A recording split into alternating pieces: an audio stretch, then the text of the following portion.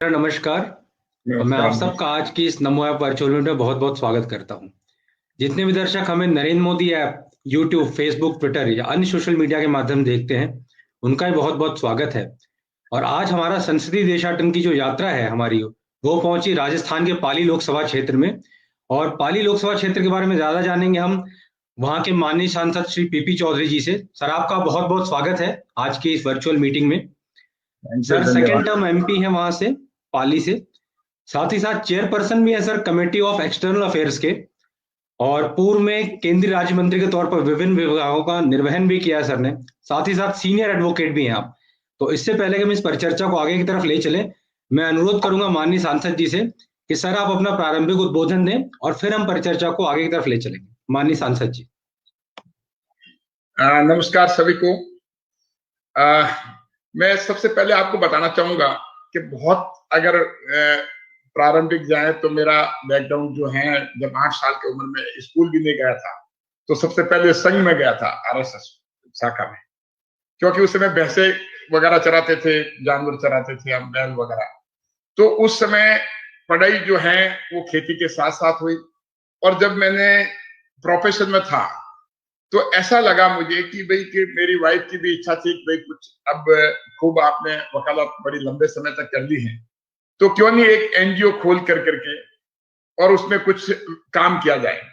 तो हमने कहा कि ये प्लेटफॉर्म जो है सांसद का, ये मेंबर ऑफ पार्लियामेंट का, ये अपने आप में बहुत बड़ा प्लेटफॉर्म है जिसपे जन सेवा का बहुत बड़ा काम किया जा सकता है। और प्रधानमंत्री जी उस समय मुख्यमंत्री थे गुजरात के, उनसे मैं बहुत प्रभावित हुआ उनके काम से। गुजरात में जो उन्होंने काम किया, एक आदर्श स्टेट के रूप में पूरे भारत में जो उन्होंने एक प्रदर्शित किया उसको, और मैंने गुजरात को देखा जिस हिसाब से मैं बहुत प्रभावित हुआ। जब ये लगा कि भाई कि वो हमारे प्रधानमंत्री होंगे, तो मुझे लगा कि इससे बढ़िया मौका कोई राजनीति में आने का हो नहीं सकता। तो मैं 62 साल की उम्र में जो है इसमें आने का मुझे मौका मिला। और मैं ये बता दूं, अगर संक्षिप्त में बात करें मेरा सफर, तो बहुत अच्छा रहा। क्योंकि शुरू शुरू में 2 साल में जब मैं मेंबर ऑफ पार्लियामेंट था, और उसके बाद में 3 साल जो पिछले थे उसमें मैं मंत्री के पद पर रहा, तो जो 2 साल का पीरियड था वो भी मुझे बहुत सीखने को मिला। और हो सकता था कि अगर मैं शुरू में ही मंत्री बन गया होता तो मुझे पार्लियामेंट की प्रोसीडिंग के बारे में और कमिटी की प्रोसीडिंग के बारे में इतना पता नहीं होता। लेकिन वो डेमोक्रेटिक इंस्टीट्यूशन, एक उसके बारे में जानने का, उसके बारे में स्टडी करने का, उसके बारे में रिसर्च करने का, सरकार के बाहर रह कर करके, और पार्लियामेंट की प्रोसीडिंग का जो मुझे सीखने को मिला वो बहुत मिला। उस समय शुरू में मैंने, मुझे ऑफिस ऑफ प्रॉफिट का पहली टर्म में पहली बार में ऑफिस ऑफ प्रॉफिट का चेयरमैन बनाया गया। मेरा अनुभव तो लोकसभा का नहीं था, पार्लियामेंट का नहीं था, लेकिन नेतृत्व ने मेरे पे विश्वास किया और उस विश्वास पे मैंने खरे उतरने का पूरा कोशिश किया। और उसमें काम बहुत अच्छा हुआ। हमारे ऑफिस ऑफ प्रॉफिट की कमेटी में पहली बार बहुत सारी मीटिंगें हुई। और उसके साथ ही मुझे जो कि स्पीकर रिप्रेजेंट करते हैं कॉमनवेल्थ पार्लियामेंट एसोसिएशन को, तो कॉमनवेल्थ पार्लियामेंट एसोसिएशन को उन्होंने अपनी जगह, उस समय सुमित्रा महाजन जी थे, तो शीर्ष नेतृत्व में उसमें भी मुझे मेरे में विश्वास किया। और कॉमनवेल्थ पार्लियामेंट एसोसिएशन का वहां पर मुझे एज ए रिप्रेजेंटेटिव भेजा, तो वहां पर भी मैं 2 साल रहा। लेकिन उस पीरियड में भी वहां पर जो है, वहां इंडिया ने अपना स्थान जो है वहां एग्जीक्यूटिव कमेटी का मेंबर भी रहा मैं। तो उसके बाद में 3 साल का पीरियड जो था वो मैं मंत्री बना। और मंत्री उस कार्यकाल में भी, जब मैं मंत्री था मिनिस्टर ऑफ स्टेट, उस कार्यकाल में भी मुझे लॉ एंड जस्टिस और इलेक्ट्रॉनिक्स एंड आईटी पहले, और उसके बाद में कॉर्पोरेट अफेयर्स मिला, उसकी जगह इलेक्ट्रॉनिक्स की जगह। तो इस तीनों मंत्रालय में काम करने का अनुभव भी मेरा बहुत अच्छा रहा। तो सरकार के बाहर काम करने का, सरकार के अंदर काम करने का, दोनों ही बहुत अपने अपनी जगह महत्वपूर्ण है। अगर कोई ये कह दे कि सरकार में ही बहुत अच्छा है तो मैं मानने के लिए तैयार नहीं हूँ। As a member of parliament और कमेटी में काम करने का, और लोकतांत्रिक जो तरीके होते हैं बिल वगैरह उसमें डिस्कशन का, वो उसमें भी बहुत एकेडमिक डिस्कशन होता है। तो कुल मिलाकर के मैं ये कह सकता हूँ कि दोनों जैसे एक पहिए, एक गाड़ी के दो पहिए होते हैं, तो उसी तरह से मेंबर ऑफ पार्लियामेंट और अगर मिनिस्टर होता है, तो दोनों जो है अपने आप में अपनी अपनी जगह महत्व रखते हैं, दोनों में लर्निंग का काम बहुत होता है।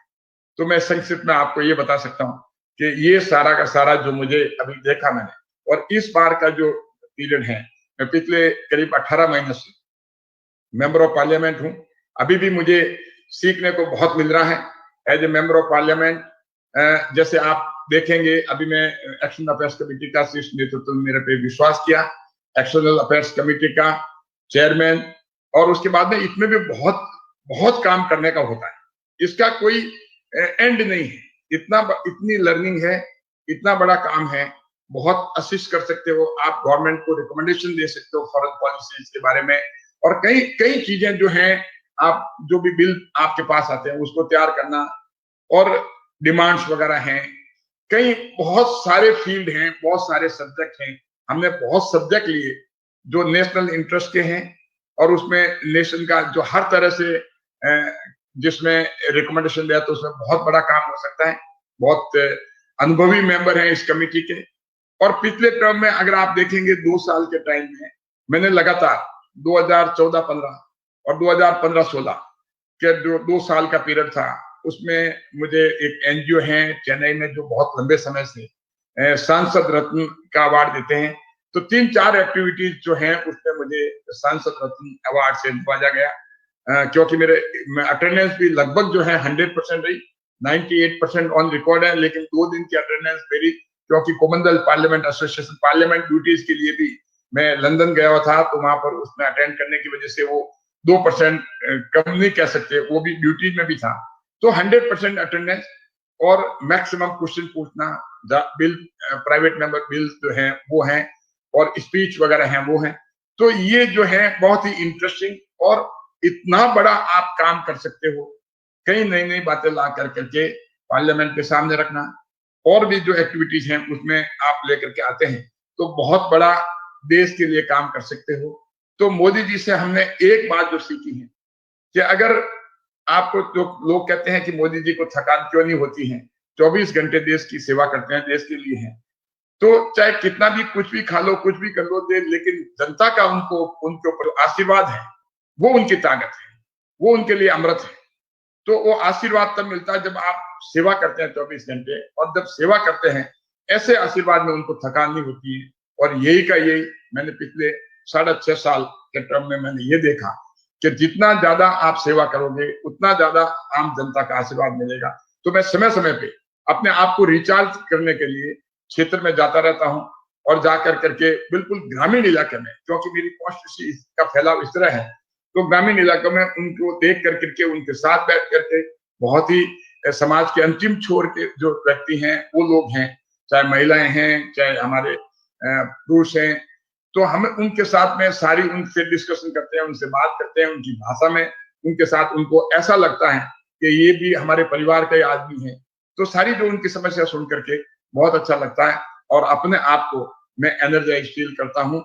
और यही जो चीज मोदी जी ने जो हमें ये बात दी कि जितनी सेवा करोगे उतना ही आपको ताकत मिलेगी, फ्रेशनेस महसूस होगी, अच्छा महसूस होगा, और हमेशा कॉन्फिडेंस बना रहेगा, और कभी भी थकान नहीं होगी। ये मूल मंत्र जो है हमने मोदी जी से सीखा, प्रधानमंत्री से। अब आप सवाल पूछ सकते हैं, क्योंकि मेरा प्रारंभिक उद्बोधन जो है